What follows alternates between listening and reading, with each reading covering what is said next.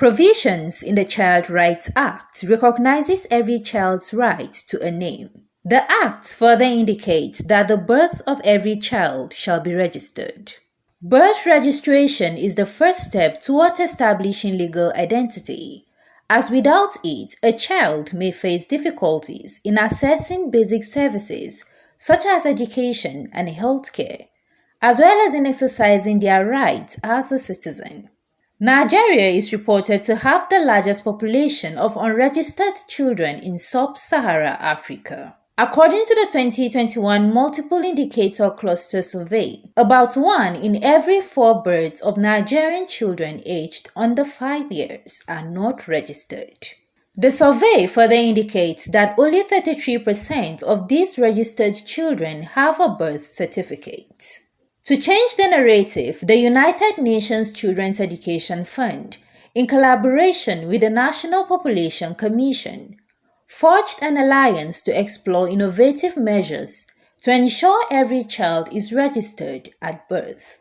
According to Hajia Fatima Adamu, child protection specialist, UNICEF emphasis in the new country plan for the next 5 years is to evolve from paper birth registration to digital system. Nigeria is evolving from paper-based registration to digital birth registration, which is one of the core areas that UNICEF is providing support for.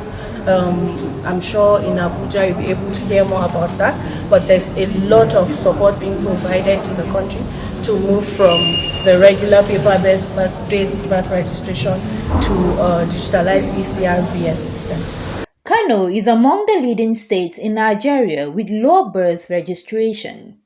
In the MIC's report, the Northwest state recorded 55% birth registration, a development experts considers worrisome considering its population. However, the state government says it is committed to change the narrative as it has made birth registration certificates a criteria for enrollment of pupils into primary schools. Our policy is that before enrollment, you have to tender the birth certificate. Okay. Yes, it is there in our admission register. When you go, any child admitting into school must his parent to present the certificate of birth so that it will go according to the age of the learners, because we are considering the ages when we are enrolling them into the birth classes.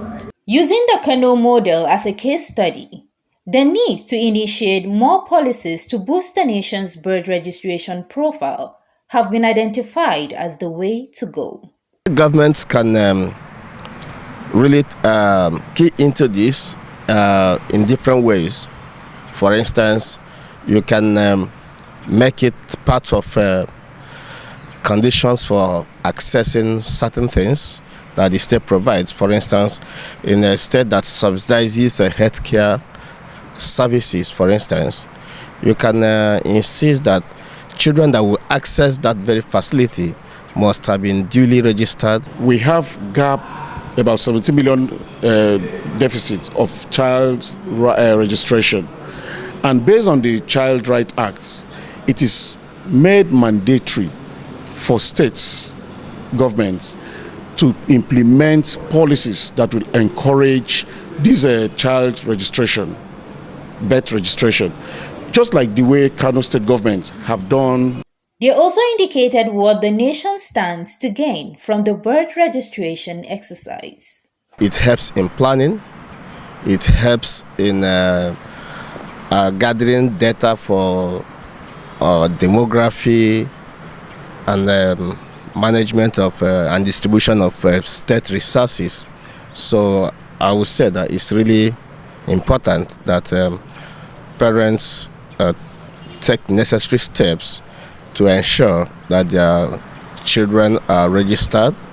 It is expected that more breakthroughs will be achieved if the state and other stakeholders initiate measures that would boost birth registration in the country, in line with UNICEF's commitment to roll out birth registration of 1 million children in Kano in 2023 using the digital system.